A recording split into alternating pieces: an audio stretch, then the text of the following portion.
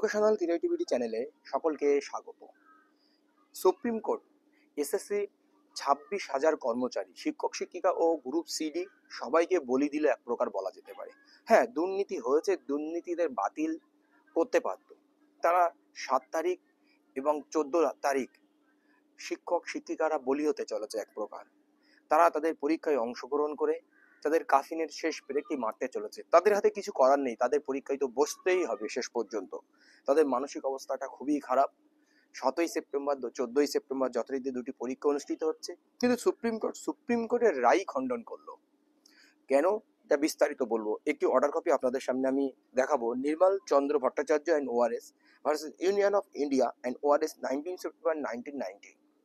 তো এর আগে আরো একটি তথ্য দেখাবো এর পরে আপনাদেরকে, সেটি খুব গুরুত্বপূর্ণ, শেষ পর্যন্ত দেখবেন। তো আমরা যদি এই অর্ডার কপির 5 নম্বর পয়েন্টে চলে আসি, খুবই গুরুত্বপূর্ণ। On of the principal of সার্ভিসের একটি নিয়ম আছে, is that any rule does not work to prejudice of any employees who was in service prior to that date. এই ডেটের আগে যে সমস্ত কর্মচারীরা চাকরিরত ছিল তাদের কাছে এই নিয়মটি পক্ষপাতে দুষ্ট হবে। এই কথাটি খুব গুরুত্বপূর্ণ। তারপরে পড়ি, admittedly the vacancy against which appellants were promoted had occurred prior to restricting of this post. Vacancy against which appellants were promoted, অ্যাপিলেন্টসরা প্রমোটেড হয়েছিল যে ভ্যাকান্সিতে had occurred prior to restoring of this post। এই পোস্টগুলো পুনর্গঠনের আগেই কিন্তু তারা promoted হয়েছিল। It is further not disputed that various other posts to which class 4 employees could be promoted or had filed period to 1st August 1983। যেগুলো 1st August 1983 আগে এই শূন্যপদগুলো কিন্তু তৈরি করা হয়েছিল, এই প্রমোটেড হওয়ার আগে, যেগুলো 1st আগস্ট 1983 আগে এই পোস্টগুলো তৈরি করা হয়েছিল, যেটা নিয়ে ডিসপিউট তৈরি হয়েছে। The selection process in resets of ticket collectors had also started period to 1st August 1983।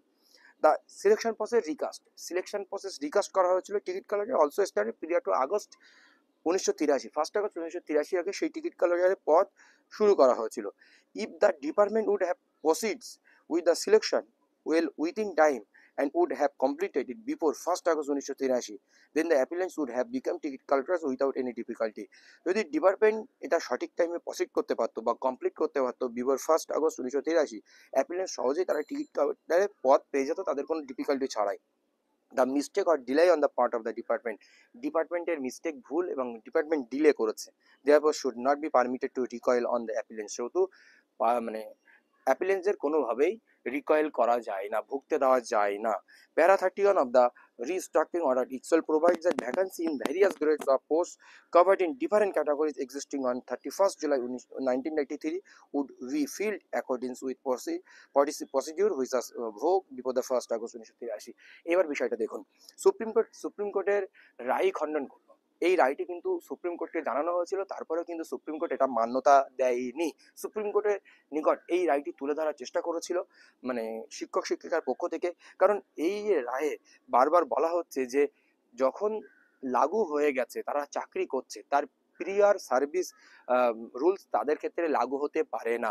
তাহলে এখানে আমি 2025-এ যারা নতুন ফ্রেশার তাদেরকে কোনোভাবে বিরোধিতা করছি না, তাদের উদ্দেশ্যে একটাই বলতে, তাদের জন্য সেপারেট নিয়ম হোক। কিন্তু অলরেডি 31শে ডিসেম্বর পর্যন্ত 2025 তারা চাকরিরত, তার মানে তারা ইন সার্ভিস টিচার। কিন্তু বর্তমানে একটা নতুন রুলস এনে 2025-2016কে মিশিয়ে দিলাম, সেই রুলস কি এদের ক্ষেত্রে লাগু হতে পারে? এরা 10 বছর ধরে চাকরি করছে, সেই চাকরির হিসাব নিকাশ 2016 রেসপেক্টে হওয়া উচিত। তাহলে নতুন রুলস তাদের লাগু করে দিল। ফার্স্ট পয়েন্টটা, on of the principal of service is that any rule does not work to prejudice of an employee who was in service period to that date. এই ডেটের আগে যারা সার্ভিসে ছিল, কারণ 31শে ডিসেম্বর 2025 আগে যারা সার্ভিসে থাকছে, বা এদের নোটিফিকেশন যেদিন লাগু হয়েছে, নতুন নোটিফিকেশন 2025, তার আগে যারা সার্ভিসে থাকছেন তাদেরকে অবশ্যই বাতিল করা উচিত ছিল না। তাদেরকে তো 2016 রিক্রুটমেন্ট রুলস অনুযায়ী পরীক্ষা নেওয়া উচিত ছিল, বা তাদেরকে আলাদা রিক্রুটমেন্ট করা উচিত ছিল। 2025-কে আমি আলাদাভাবে দেবো। ফ্রেশারদের আমি কোনোভাবে এখানে বিরোধিতার কথা বলছি না। আর এসএসসি যারা যোগ্য চাকরি প্রার্থী, আনটেন্টেড ক্যান্ডিডেট, তাদের ফ্রেশারদের বিরোধিতাও করছে না। তাদের পরীক্ষা হোক, এদের আলাদা পরীক্ষা হোক, যদি পরীক্ষা নিতে হয় 2016-দের আলাদাভাবে হোক, যদিই নিতে হয় তাদেরকে। তাছাড়া একটি কথা বলছে, ডিপার্টমেন্টের ভুল এখানে বারবার তুলে ধরা হচ্ছে mistake delay on the part of the department, তার জন্য রিকয়েল অন দ্য অ্যাপিলেন্স ভুলতে পারে, মানে ভুগতে পারে না।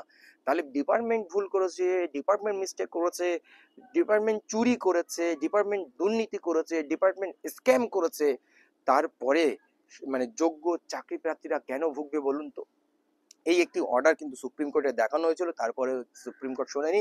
আপনারা জানেন যে জাস্টিস সঞ্জয় কুমার একাধিক অর্ডার ওনার সামনে কিন্তু নিয়ে যাওয়া হয়েছে বা একাধিক তথ্য দেওয়ার চেষ্টা করা হচ্ছে। তারা একের পর এক এসএলপি করে গেছে, প্রতি সপ্তাহে 2টি 3টি 4টি করে পর্যন্ত মামলা উঠেছে, তাও সুপ্রিম কোর্টে এখানে কর্ণপাত করেননি। এটা খুব দুঃখজনক বিষয়, কারণ এই বিষয়টা রায়টা এক প্রকার বায়াসই বলবো, কারণ এই রায়টা কেউই দ্বারা অনেকেই মেনে নিতে পারবে না। কারণ একটা জিনিস বিষয় দেখুন, যারা দুর্নীতি করেছে টেন্টেড আনটেন্টেড, টেন্টেড ক্যান্ডিডেটের লিস্ট দিয়ে দিয়েছে ভাই, তাহলে আমার কেন আনটেন্টেড ক্যান্ডিডেটদের আবার পরীক্ষা দিতে হবে? বা যদি বা পরীক্ষা দিতে হয়, তাহলে 2016 রিক্রুটমেন্ট রুলস অনুযায়ী আপনি আমাকে পরীক্ষা নিন। আমাকে কেন 25-এর সঙ্গে মার্চ করে দিচ্ছেন? 25কে আলাদা পরীক্ষা নিন, আমাকে আলাদা পরীক্ষা নিন, আমার যে শূন্যপদ ছিল সেই শূন্যপদে আমাকে পরীক্ষা নিন।